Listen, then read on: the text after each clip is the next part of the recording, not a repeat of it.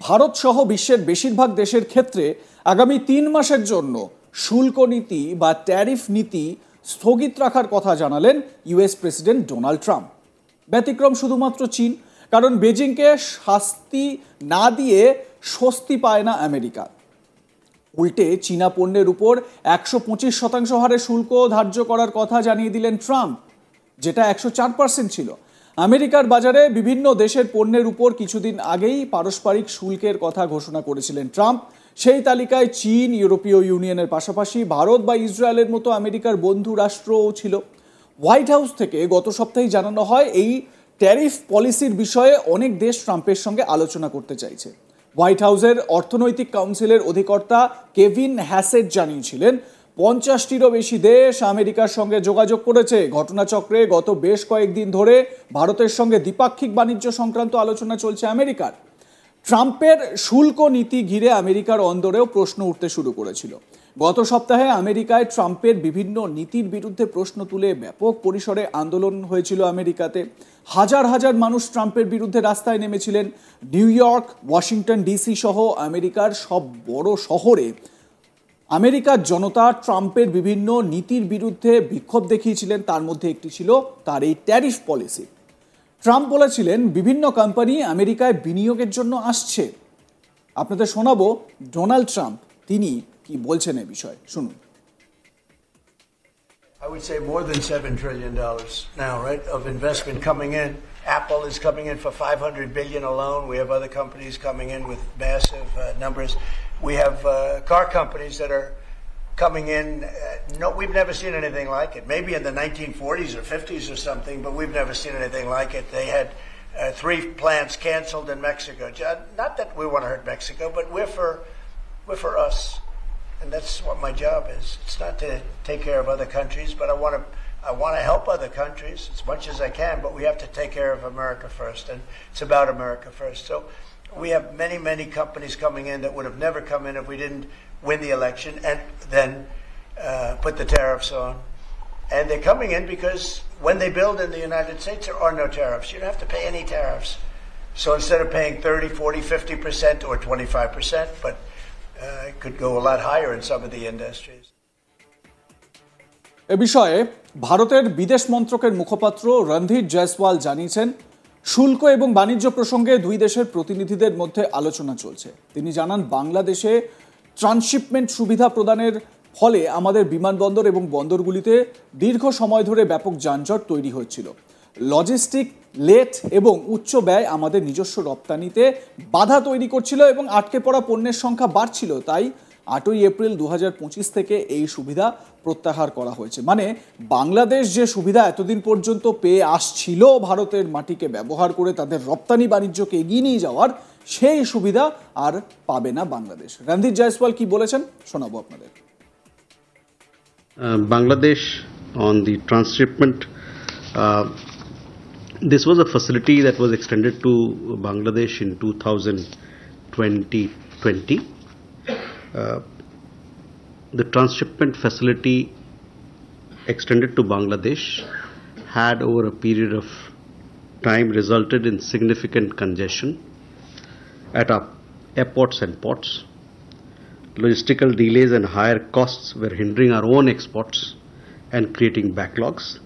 The facility therefore has been withdrawn with effect from 8th April 2025. And let me clarify here, I saw some reports. These measures do not impact Bangladesh's exports to Nepal and Bhutan transiting through Indian. এবার একটু আমেরিকার দিকে ফিরে যাই। Donald Trump reciprocal tariff ঘোষণার পর থেকে যেন চীন ও আমেরিকার মধ্যে অলিখিত যুদ্ধ ঘোষণা হয়ে গিয়েছিল। ট্রাম্প অ্যাডমিনিস্ট্রেশন নতুন করে চীনের উপর 50% শুল্ক চাপানোর কথা জানিয়েছে, যেটা বর্তমানে 125%, যার জেরে চীনা পণ্যের উপর মোট আমেরিকা 125% হারে শুল্ক চাপিয়েছে।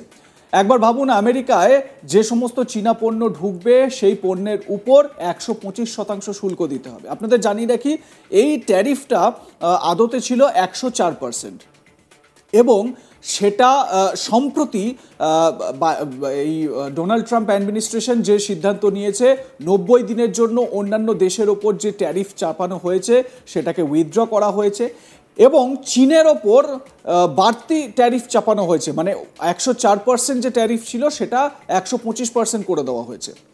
কিন্তু আগে তো একবার 20% পরবর্তী পর্যায়ে 34% শুল্ক চীনের উপর চাপিয়েছিলেন ট্রাম্প, তাহলে আবার পরবর্তী সময় 50% কেন চাপানো হলো এবং নতুন করে যেটা 125% কেন হলো? এবারে বলি, জানা গিয়েছে আমেরিকা রেসিপ্রোকাল ট্যারিফ হিসেবে প্রাথমিকভাবে 34% শুল্ক চীনের উপর চাপায়, তারই পাল্টা হিসেবে চীনও আমেরিকান পণ্যের উপর 34% বাড়তি ট্যারিফ আরোপ করে।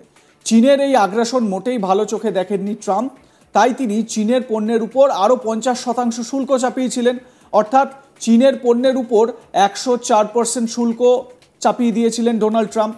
সেই শুল্ক আবার 104% থেকে বেড়ে 125% হয়ে গেছে। অবশ্য একই সঙ্গে দেওয়া হয়েছিল একদিনের ডেডলাইনও সেই সময়। চীন যদি আমেরিকান পণ্যের উপর পাল্টা 34% ট্যারিফ তুলে নেয় তাহলে আমেরিকায় চীনের উপর থেকে বাড়তি 50% ট্যারিফ তুলে নেওয়া হবে। আমেরিকা জানিয়ে দিয়েছে আগামী 9 এপ্রিল থেকে এই 104% শুল্ক কার্যকর হবে, এরকম জানানো হয়েছিল, যদিও এটা আদতে 125%, মানে 104%টা আরও 21% বাড়িয়ে দিয়েছেন ডোনাল্ড ট্রাম্প। মানে চীনকে তিনি এতটাই সহ্য করতে পারেন না যে অন্যান্য দেশগুলোর ক্ষেত্রে 90 দিনের জন্য তিনি ট্যারিফ উইথড্র করে নেওয়ার কথা ঘোষণা করলেও চীনকে যেন কোনোভাবেই তিনি স্বস্তি দিতে চান না। এদিকে চীন জানিয়েছিল আমেরিকান পণ্যের উপর 10 এপ্রিল থেকে পাল্টা 34% শুল্ক ধার্য হবে। সাংবাদিক বৈঠকে হোয়াইট হাউসের প্রেস সেক্রেটারি ক্যারোলিন লেভিট আমেরিকার বিরুদ্ধে চীনের প্রতিশোধমূলক পদক্ষেপকে ভুল বলে অভিহিত করেছিলেন।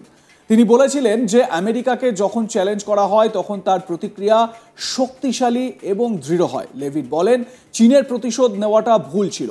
যখন আমেরিকা আক্রমণ করে তখন এটি আরও জোরে পাল্টা আঘাত করে, সেজন্য চীনের উপর 104% শুল্ক আরোপ করা হবে, এটা ক্যারোলিন লেভিট বলেছিলেন কয়েকদিন আগে। কি বলেছিলেন তিনি শোনাবো। He believes that China wants to make a deal with the United States. He believes China has to make a deal with the United States. It was a mistake for China to retaliate. The president, when America is punched, he punches back harder. That's why there will be 104% tariffs going into effect on China tonight at midnight. But the president believes that she and China want to make a deal. They just don't know how to get that started. And the president also wanted me to tell all of you that if China reaches out to make a deal, he'll be incredibly gracious, but he's going to do what's best for the American people. So China has to call first? The Chinese want to make a deal. They just don't know how to do it. But the president will be implementing these 104% tariffs on China tonight. Both things can be true at the same time. And it is a non-negotiable position that the United States has faced a national security and economic crisis because of the unfair trade practices. আপনাদের মতামত জানাতে থাকুন, দেখতে থাকুন আজ তাক Bangla. Subscribe করুন আমাদের ইউটিউব চ্যানেলটি, বেল আইকন প্রেস করুন নোটিফিকেশন পেতে।